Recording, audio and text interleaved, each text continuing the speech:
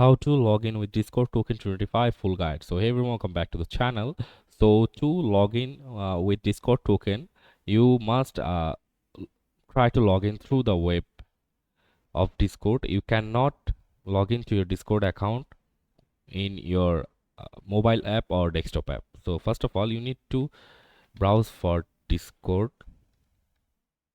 and this is the official website. As you can see, https discord.com, and after coming here, you just have to simply click on your three dot on your browser and uh, click onto the more tools and then developer tools, and after that you just have to simply click on here and see the application section. From here,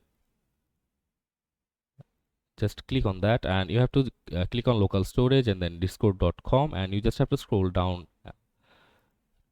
to the bottom of the page, and then you just have to simply click on the blank page and write token here, and you just have to simply copy and paste the token here and click on enter, and that's it. Then you can just you are just successfully logged in with Discord token in Discord. So that's it for this video, guys. See you on the next one.